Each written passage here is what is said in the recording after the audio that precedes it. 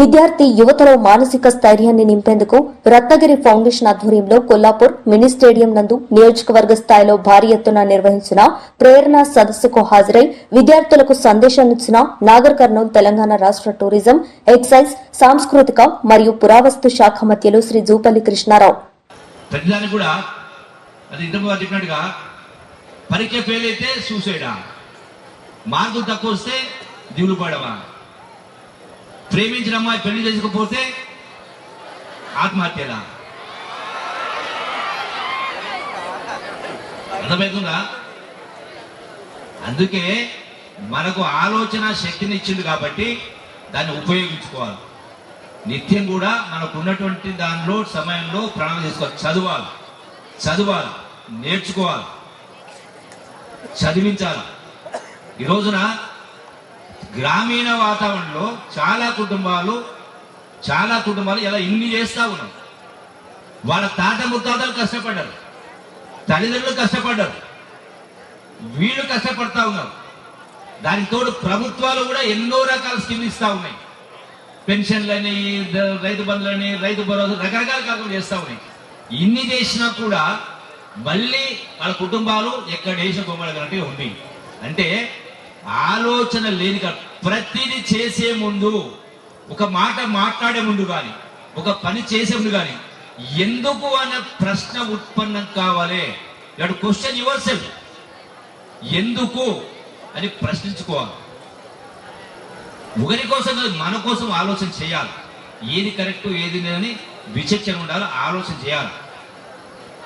అందుకే స్వధర్మం అంటే మనం ఏది చేయాలన్నా ఒకరి కోసం కాదు. ఉదాహరణ ఎగ్జాంపుల్ చెప్తా. ఈ రోజున చదువుల పేరు మీద కార్పొరేట్ స్కూళ్ళలో కార్పొరేట్ వాళ్ళు లక్షలు ఖర్చు పెడతా ఉన్నారు. అట్లాగే కార్పొరేట్ హాస్పిటల్ చిన్న రోగం వచ్చిన కార్పొరేట్ హాస్పిటల్లో లక్షలు ఖర్చు పెడతా ఉన్నారు. ఇలా ఏ హాస్పిటల్ పోయినా కిక్కిరిసినట్టుగా హాస్పిటల్ ఉంటా ఉన్నాయి. మొదటి సినిమా కనుక మన వచ్చిన సినిమా ఏదది, పుష్ప 2 సినిమా థియేటర్లో వేల మంది కూడా తొక్కిసాడు, చనిపోయాడు. అంటే అట్లా సినిమా థియేటర్ ఉన్నట్టుగా హాస్పిటల్లో లక్షల మంది పోతా ఉన్నారు. అంటే ఎందుకు పోవాల్సి వస్తే హాస్పిటల్కు చిన్న వాళ్ళకు పెద్ద జబ్బులు వస్తూ ఉన్నాయి. అంటే రోజు 1 గంట మనది కాదంటే, రోజు 1 గంట మనది కాదు, ₹1 ఖర్చు కాకుండా నిండు 100 ఏళ్ల జీవితం మనదే. రోగం వచ్చిన తర్వాత హాస్పిటల్, రోగం రాకుండా చూసుకోవాలి. అంటే మన ఆలోచన విధానం, ఆహారపు అలవాట్లు, ఆరోగ్యపు అలవాట్లు, చదువులు, టైం టేబుల్, ఇవన్నీ కూడా రోజు 1 గంట ఆటపాట ఉండాలి.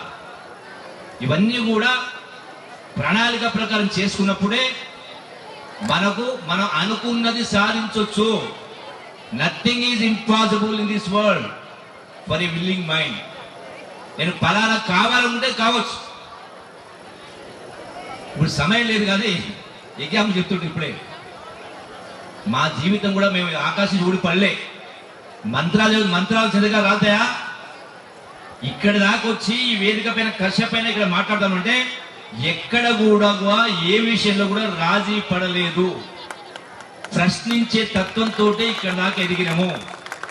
ప్రశ్నించే తత్వంతో ఎక్కడ కూడా కాంప్రమైజ్ కాకుండా, అంటే విలువల పట్ల కావచ్చు, ఇంకోటి కావచ్చు. అందుకే మీరు మేము పేదవాళ్ళం, బీదవాళ్ళం, బలహీనం అనేటువంటి మాటను మీ మనసులోకి వెళ్ళి తీసే గొప్పవాళ్ళు. ఏదనుకుంటే సాధించవచ్చు. కాబట్టి ఈ రోజున సాంకేతిక పరిజ్ఞానం అందుబాటులో ఉంది కాబట్టి ఇక్కడ ఉన్నటువంటి మీకే కాదు, ఇక్కడ ఉన్నటువంటి మిగతా మా మిత్రులు చెప్తా ఉన్నాం.